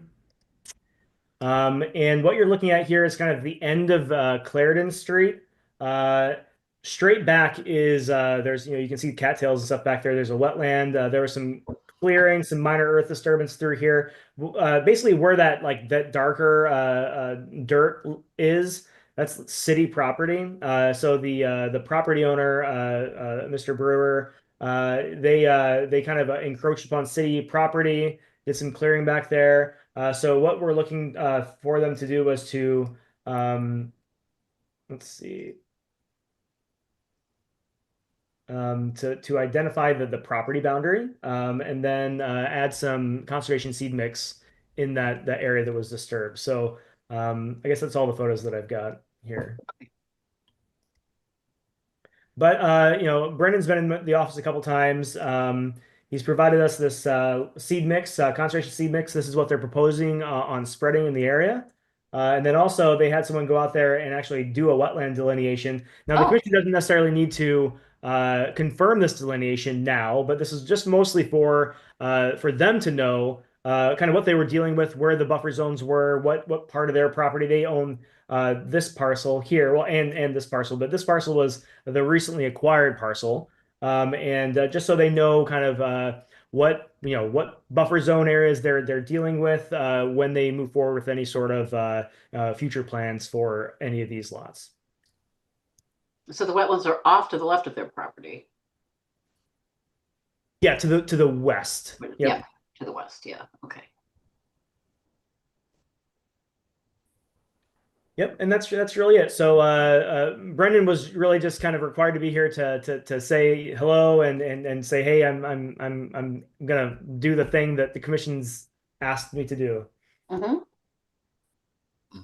First, I'd like to apologize. I do know how the 100-foot setbacks and work and all that, so I'm not going to play ignorance on that. I should have definitely had it delineated property bounds. When we went there, we just acquired the property, and I was trying to just stack some down trees and kind of clean up that area because there's rock piles, there's different things from the tenant which we're dealing with at 15 Clarendon. But I spread the mix myself this morning. On the town affected property, and yeah, that's pretty much what Kyle said. I've gone in a couple times, and he's been very easy to deal with, and we just want to make it right so that we're back to square one here. Mm-hmm. So what kind of markers does the commission want to be installed along the property bound here? What are we kind of thinking? Is there a 25-foot? I'm having difficulty understanding from this map where like the 25.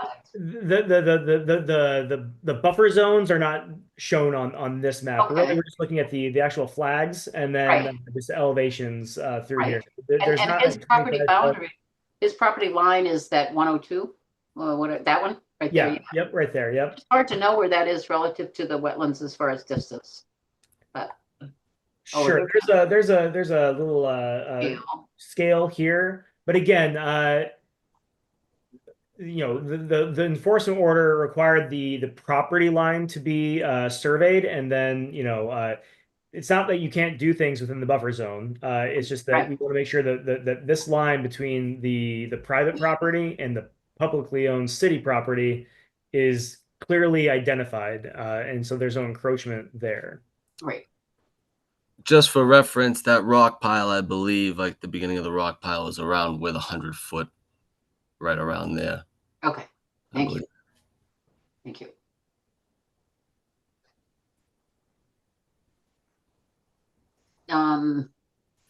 Commissioners, any idea about what you'd like to see for property boundary markers? Have we done property boundary markers in the past that we can move forward to? Um, Only no touches, like, Yeah, not since I've been Yeah. here, but really, I mean, we can do anything. The same kind of considerations that we use for the 25-foot markers should be taken into consideration here. Visibility, resiliency, cost. All these things are important. Visibility. I don't know if I mentioned that. But we had some. We just looked at 710 Oak Street. I've got some photos there of the property bounds or the markers that they installed, and this might be something that we could.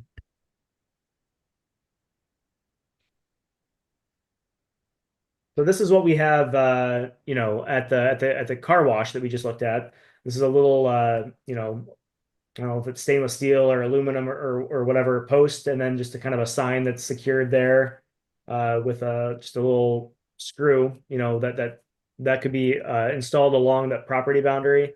Anything from this all the way up to the granite bounds that we're requiring at the Mia Meadows subdivision. I think that's a little overkill here, but we just need some guidance from the commission as to what kind of markers we want to see installed there.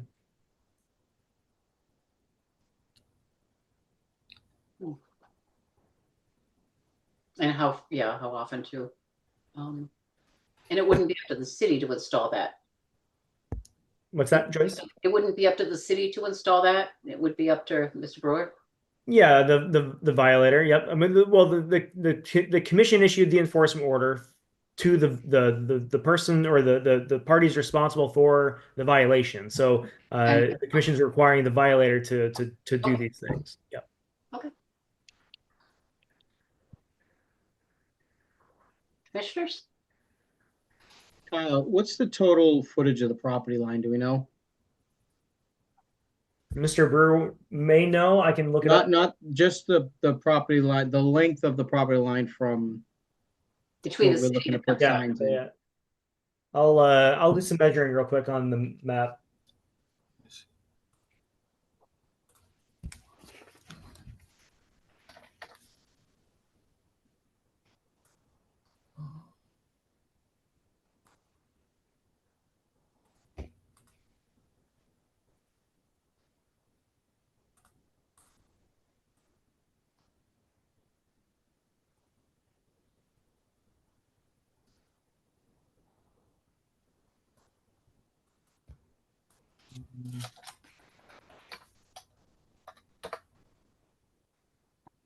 So the property line that we're kind of looking at here is about 100 feet. So I mean, in my opinion, maybe 4 signs every 25 feet, just like you showed for Oak Street there. Yeah, that seems reasonable. Yeah, it's about 102 feet. It's a Yeah, 102.8. That sounds reasonable.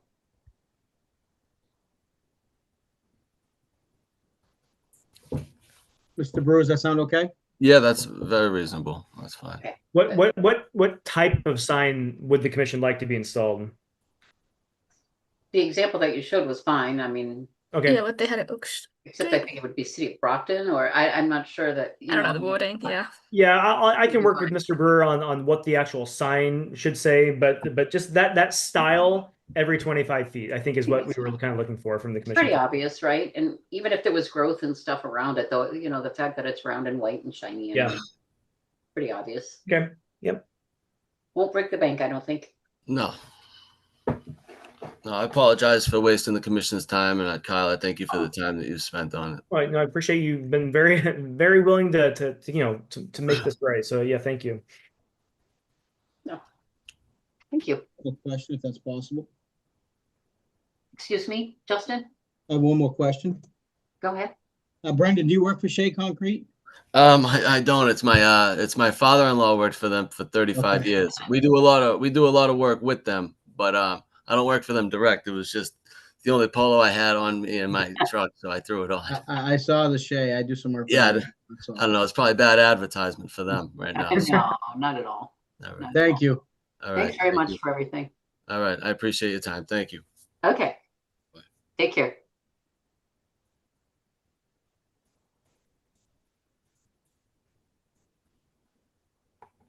I think we're good with that. Yeah, there was no other action item on 0 Clarendon Street, so Okay, we're good. ready to move on.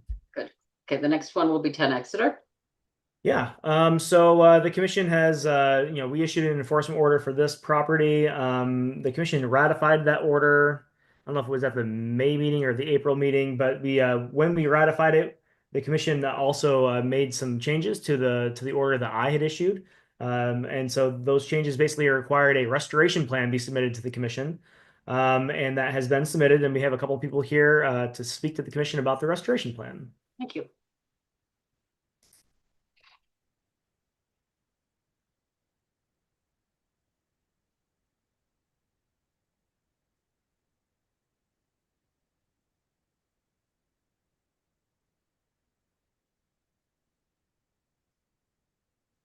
Good evening, members of the commission. Brad Holmes with ECR on behalf of 10 Exeter Street.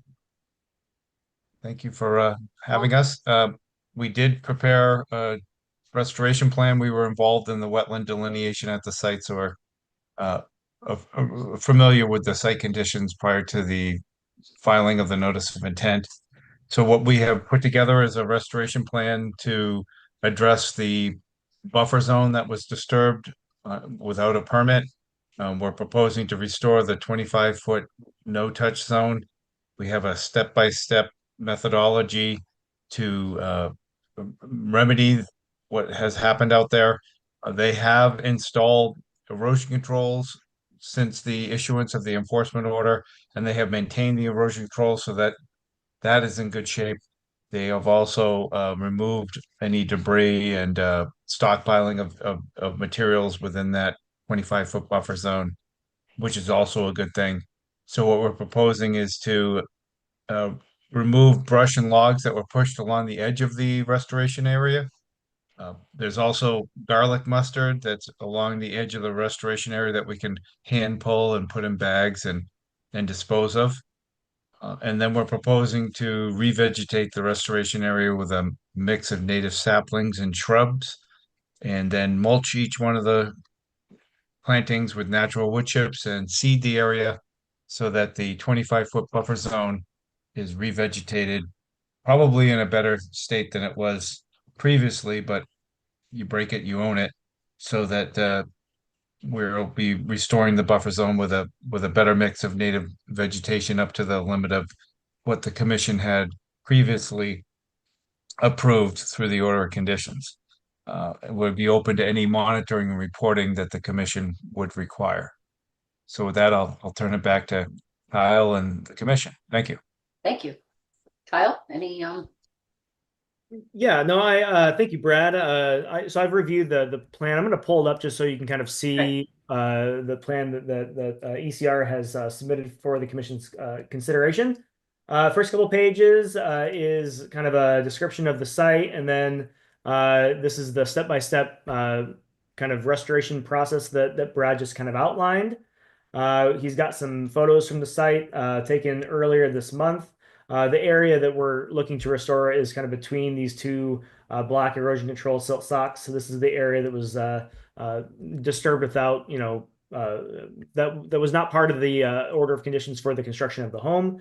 This is the woody down logs and things that will be removed. This is within the wetland resource area, or actually it's probably the buffer zone, but it's right next to where the wetland delineation was.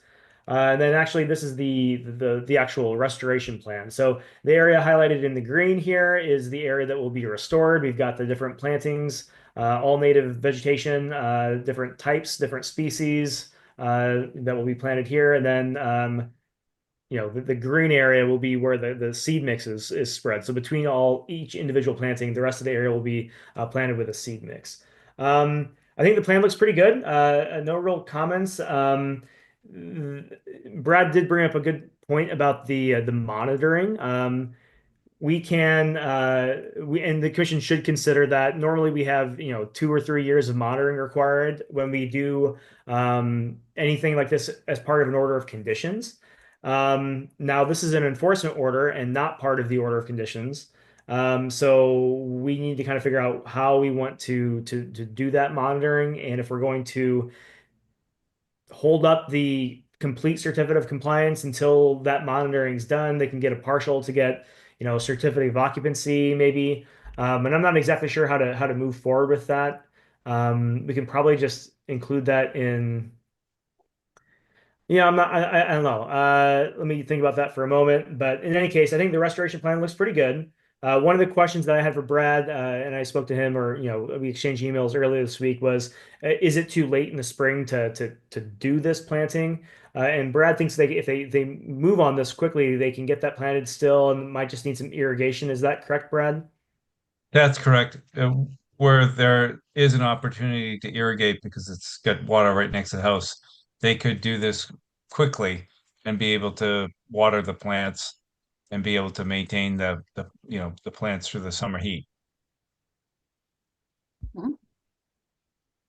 Okay. Yeah, no, yeah, so generally, you know, just outside of this specific restoration, generally when you're doing these restoration plantings, you either want to target to plant in the springtime or the fall to avoid that, you know, those scorching summer days and dry weather in the middle of summer where these things wouldn't necessarily have the best chance to survive and get established.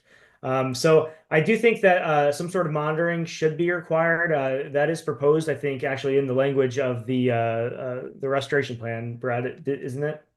It is correct. Right there is we did actually put together kind of a at least a 2-year monitoring uh, recommendation. So that would follow the proposed restoration plan. So you'd be covered with that. You know, and if after that 2-year period the area wasn't at least 75% or more adequate, then they'd need to, you know, continue for another season. But I think if they perform it as we propose, I don't think there'll be a problem. Okay, yeah, thank you. So I think because that language is on this restoration plan, if the commission were to vote to accept this, this could be enforceable along with the enforcement order if it needed to be down the line. So yeah, I'm happy with this restoration plan. I think the commission could vote to accept this plan and allow this plan to be you know put forth and planted you know as soon as possible. Commissioners, any thoughts? I have a question. Is there any thought to putting delineation markers? Are they going to in the 25-foot buffer zone? Yeah, so that will be covered under that was already an existing condition on the order of conditions for the home construction. So that will absolutely happen. It doesn't necessarily need to be tied into the restoration because that's part of the order of conditions. And before they get that certificate of compliance, they'll have to have that. They basically right along the approved limit of work, which is at the, you know, the homeward side of this restoration area. But this has to be taken care of before they can be issued any kind of an order of conditions anyway. So they already have the order of conditions. Oh, okay. And so the home was in construction when this enforcement order was issued. Okay, thank you. So in the way that would work, I think that at this point, once this gets planted and we're in the monitoring phase, these two things can kind of be handled separately. The enforcement order is in existence and it requires this monitoring. And then the order of conditions, you know, and the home construction is allowed to continue, and they can file for that kind of separately and just kind of handle them both independently. Okay, thank you. Commissioners, questions? Entertain a motion then to accept the restoration plan Yeah, I think that would be appropriate. for Ken Egster. Yes. I'll make a motion to accept the restoration plan with the order of conditions for 10 Exeter Street. I don't know if there's an order of conditions, is there? I know this is the restoration plan required by the enforcement order. Okay. So I amend my motion and make it, I forget now, I'm sorry. Just to accept the restoration plan, I believe that's stated. Yes, I make a motion to accept the restoration plan for 10 Exeter Street. Thank you. I second that motion. Motion's been made and seconded. A roll call vote, please. Curtis, I. Green eye. Nap eye. And Boris, aye. That motion passes. Thank you. All right. Thank you great. very much. Thank you, Kyle, for your help on welcome. this project too. Yeah. Thank you. Fred. Appreciate Thank it. Have a good night. Nice. And the very last thing on the agenda is 34 Oakland Street. Yeah, I've just got this is a property that is under active construction. It has an order of conditions issued by the commission. It is still an active order, and so they are moving forward with the construction under a valid order of conditions. Part of that order of conditions, this is from several years ago, required that the commission have an environmental monitor do like weekly visits to the construction site while construction is active.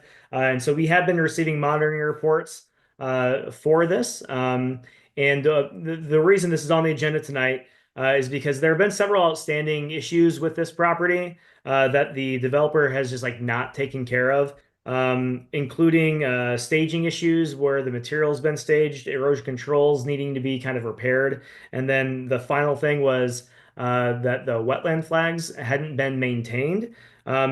The most recent monitoring report and corresponding emails with the developer have confirmed that the erosion control issues and the staging issues have all been addressed. But I visited the site today and I wasn't able to see any of the wetland flags, but I didn't like go out into the woods. So the question is, I don't think they've refreshed the wetland flags, and I guess I'll take a step back and tell you why that's relevant. The when we issue an order of conditions, our commission issues several like Brockton specific special conditions. Those are in addition to the general conditions that are part of every order of conditions from the state. It's just the standard state conditions. One of those conditions that the state requires is for the entire length of a project from when the order of conditions is issued to when the certificate of compliance is received, that the wetland flags or the resource boundaries that are flagged need to be maintained through that entire process. That might often mean you have to go back out there and do tie another flag where the first flag is like deteriorating, or sometimes if it's been several years, you might have to go back out and identify where these flags had originally been located by survey and tie a new flag there. It's not a huge deal, but the problem with this one is that we, both myself and the monitor, the commission's monitor, made the developer aware that these flags needed to be refreshed before they began any of the development several months ago, and these have just not been refreshed over the several months. And we had other issues with the erosion controls and the staging, which have been addressed now, but that was also kind of a process to get those concerns to be addressed by the developer. So I just bring this to the commission's attention. The monitoring reports are in the file. I just don't know. I've told the developer that they need to get these flags refreshed several times. They haven't been done yet. So does the commission want to issue a notice of violation? Are we looking? There's a hand raised here, Madam Chair, as well. I just don't know what we're looking to do for this. It's not a huge deal. The erosion controls are in place, but technically those flags need to be maintained. And it's only an issue because it's been brought up several times and just not addressed. So that's kind of where we are. We can maybe entertain this. I don't see him now. Did anyone want to speak? Yeah, there's someone on a phone that's called it. I don't see a name Oh, associated. I'm sorry. with That would be from the public? Yeah, yes. Would you like to hear from the commission first? Yeah, that's fine. Okay. Commissioners, do you have any questions or comments? Not right now. Okay. So if you'd like to promote whoever it is that has their hand up, I'm sorry, Peggy, Lily, did you want to speak? I was just gonna ask, I don't remember in the report on my head, but do you remember how many flags there were that need to be refreshed? I don't think there are any really there anymore. Oh, So and okay. all of them. Okay. Then iPhone 31. Hello, iPhone 31. Could you identify yourself, please?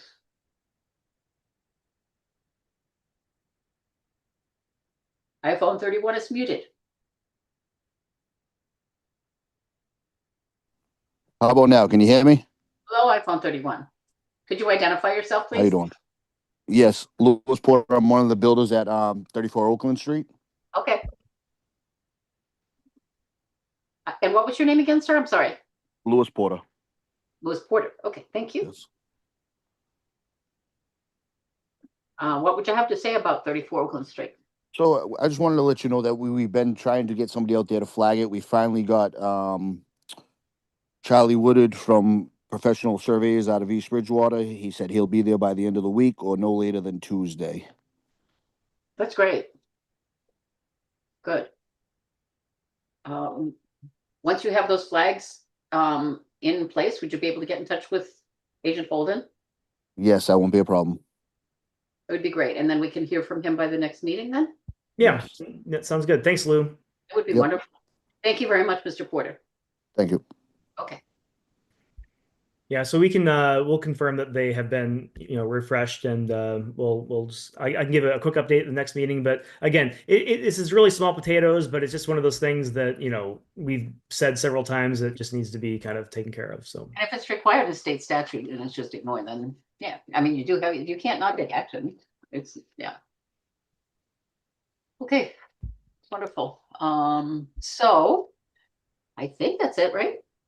And you'll be able to get in touch with someone about being able to go out to see the subdivision over off of Quincy. yeah, I'll coordinate with Charlie Macy, the developer, and I'll reach out to the commission and we'll get something organized.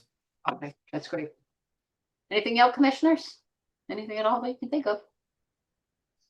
No? I mean, there's that 25-foot ordinance that I don't think any of us have looked at that we should look at with the next couple of months. Oh, Yeah, yeah. Of course. So yes, yes, Just the ordinance in should. general, not just the 25, right? Yeah. Well, right, Well- yeah.